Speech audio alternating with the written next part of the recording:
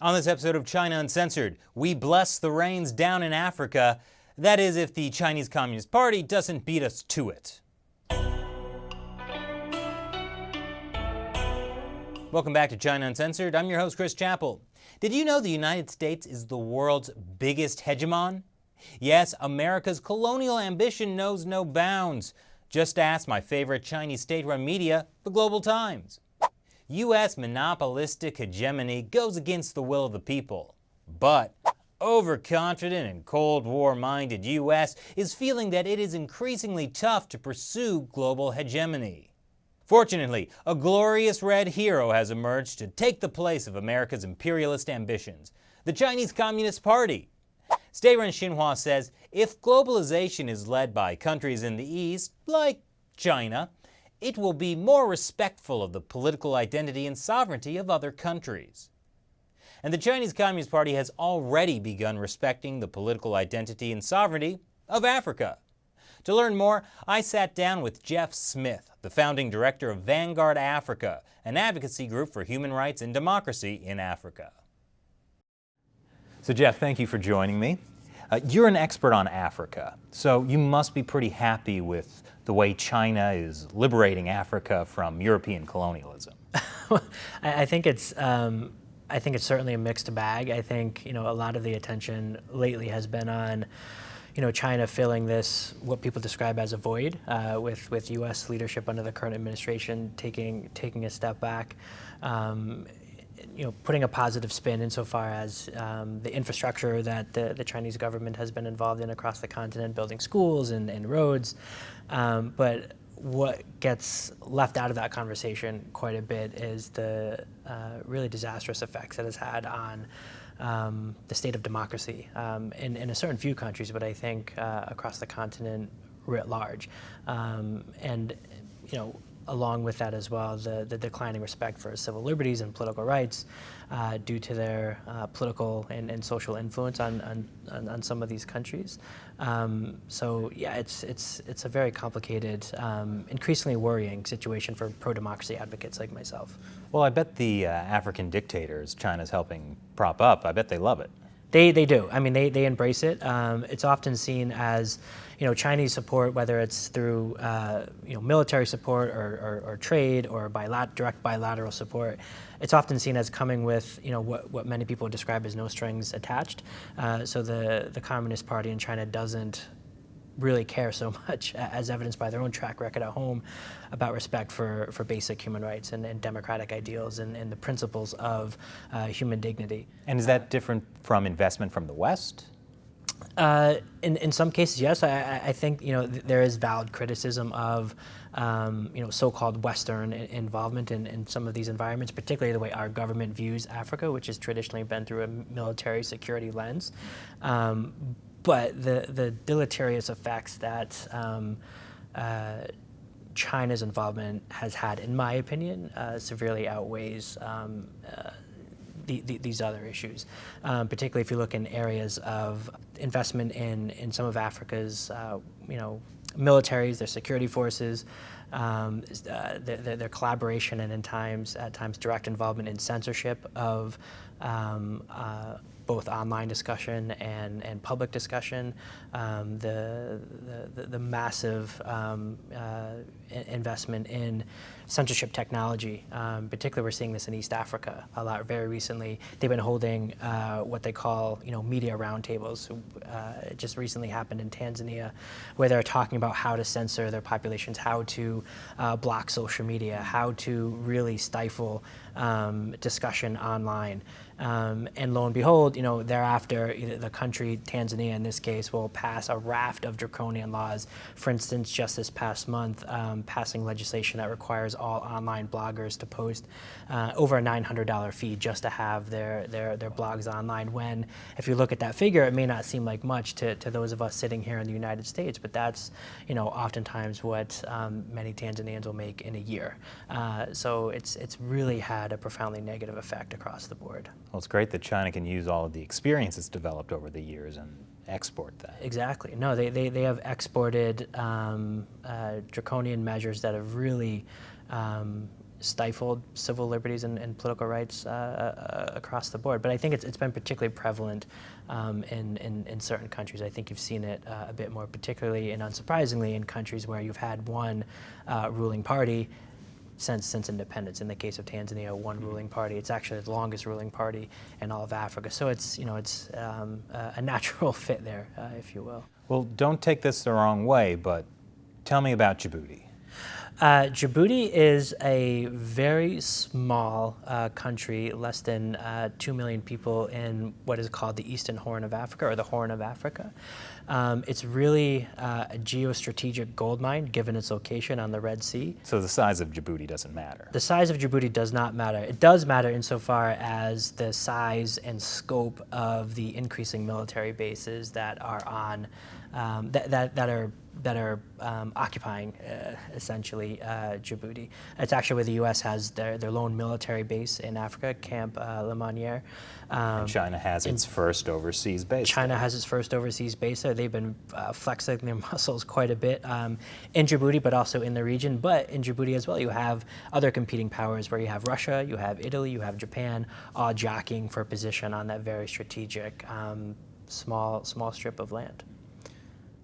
So China has been investing in Africa for a long time Yeah. now, for years. How have things changed under Xi Jinping and the One Belt, One Road initiative, or Belt and Road initiative? Yeah, I mean, I think you've seen, to my mind, just a continuation of standard Chinese Communist Party policy and ideology. Really, again, lack of respect for basic democratic principles. I also don't think it's a coincidence that I don't think you can draw a direct line, but for the past 12 years in a row, there's been overall declines in respect for civil liberties and political rights throughout the entire continent.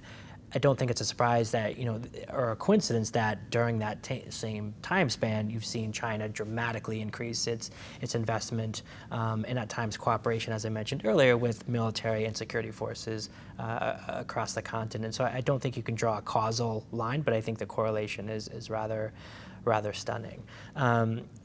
Secondly, related to that, there's been academic studies that have shown that the more China invests in a country, particularly in the security forces, unsurprisingly, human rights abuses go up, and that's been documented repeatedly.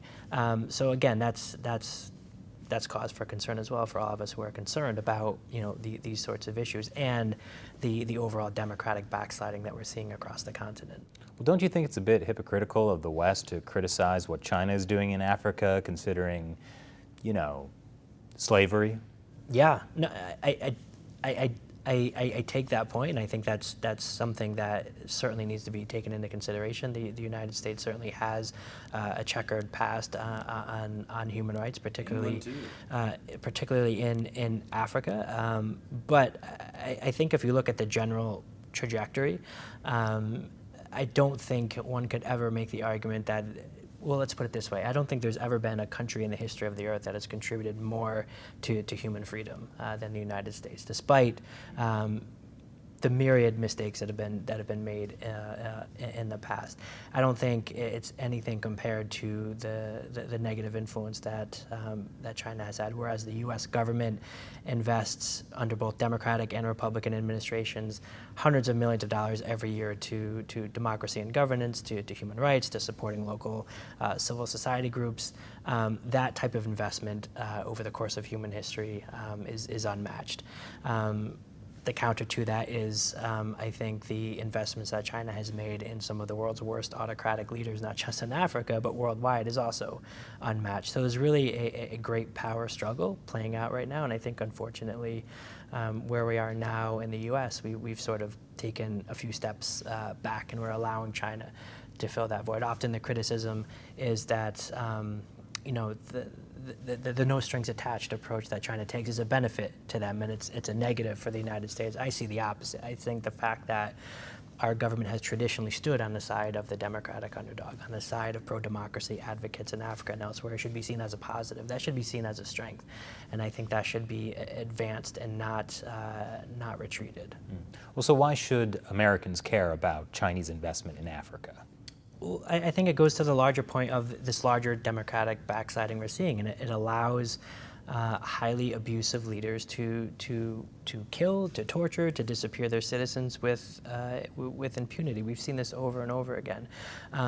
Let's just take one example. There are upcoming elections about a month from now in Zimbabwe. China has built their military college. They have built the ruling parties, or I should say, they have built the National Assembly in the country, which is dominated by the ruling party. Again, the same ruling party that has ruled the country since independence in 1980. Again, a natural attraction there for one-party rule. And you see that playing out on a daily basis. And you also see in Zimbabwe and elsewhere these leaders who've been in power for decades at a time adopting some of the same tactics that you've seen in China, whereas before, until recently, it was brute violence kept them in power. It was baton-wielding security forces. It was opening fire on protesters and killing them. Now they become more clever because of the role of social media, because of the role of the international media, because of shows like yours who sort of, highlight and keep a sustained spotlight on some of these situations. They become more clever. They've used more subtle forms of voter suppression. They've used more subtle forms of intimidation to keep people in line, including censorship that we were talking about before. So I think, overall, it's just been a very concerning decline in respect for basic human rights, and I think it's evident to anyone who's paying attention. Chinese investment, though, does it have any benefit for the locals, like pumping up local economy? Sure, yeah. I think it always is important to sort of check ourselves and notice the positive.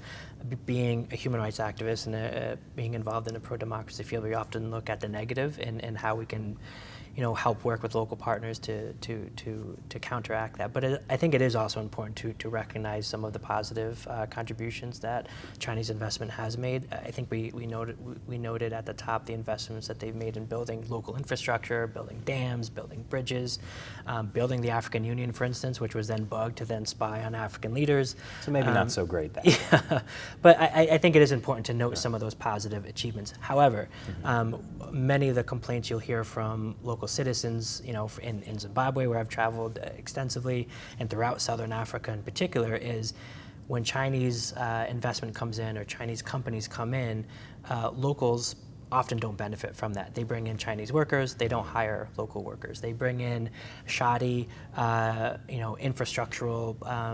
The buildings might not be great quality. Exactly. So just last night, a copper mine in Zambia, allegedly, reportedly run by a Chinese company, collapsed, killing 10 people, which is not the first time that this has happened in Zambia. It's happened many times, and so there's no accountability. These people are dying with no recourse to justice because it's a Chinese company, and obviously there's very little recourse for accountability there. So I think those are some of the problems that they run into. Also, China's population is expanding. You'll hear when you talk to many people on the ground, and they'll say they need space. They're buying up entire swaths of land, so people could come and move there. There are these famous ghost towns in Angola, where China has invested heavily in the oil industry there. And you have these entire towns, these entire cities that are built for Chinese workers, and it's staggering when you look at the size and scope of this. And ordinary, average Angolans, a vast majority of which are living under the poverty line, will never have the chance of having the opportunity to live in a neighborhood like that. Whereas, Chinese companies are importing their own citizens to work local industries, and I think that really has harmful effects. I've heard a lot of criticism that this is essentially a Chinese form of colonialism. Do you think there's any merit to that?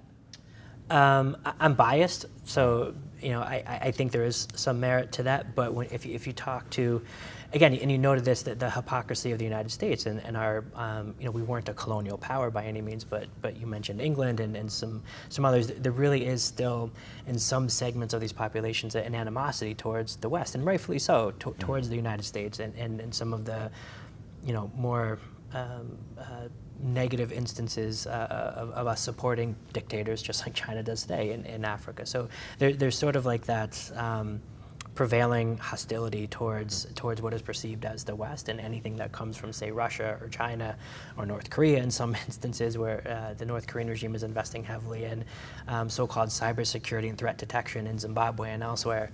There's less of an apprehension to allow them in because there's no colonial history there. But I think it's absolutely right to call it a modern form of colonialism. Many people may see it differently, but I would certainly agree with that. So where do you see the situation in the next 50 years? I mean, I'm an idealist. I'm an idealist without illusions, but I would hope that the U.S. Recognizes, whether it's a Republican president, whether it's a Democratic president, that or some third party, who knows, that in so many ways Africa really is the future. If you look at the youth population that is coming up, and I think that's where the one hope lies, is they've become more emboldened, I think, with the explosion of social media and different outlets for mobilizing and for communicating and for building solidarity across borders, whether regional or international. I think that's where the hope lies. And if you look at just the not only the human potential on the continent, which I think is first and foremost, but also, again, the natural resource wealth that this continent has is just tremendous. And I just don't think, number one, it's going to benefit local populations. It's going to benefit individuals. It's going to benefit highly abusive autocratic leaders, and it's going to benefit in many ways the Chinese government, because they're partnering directly with these abusive leaders. So I would like to think that we could get back on track, empower local people, allow them to take control of their own destiny, have the U.S. government play a more proactive and positive role in developing that democratic culture. But right now I'm feeling a bit pessimistic, and I think we can get there, but I think it'll certainly take some time. But we have to start talking about these issues. We're not even having that discussion here in Washington right now. We're not even talking about the future of Africa. We're talking about, when it is talked about, it's talked about under the guise of stability. And what that often means is keeping the men who've been in power for 20, 30, 40 years in power, and not messing with the status quo, which is what China wants. So I think we need to get over that hurdle. Well, fortunately, I can guarantee you there'll be some lively conversation happening in the comments section below this video. One final question, the most important question, really. In the Toto song Africa, is it bless the rains in Africa or miss the rains? Oh, it's definitely. I think it's bless.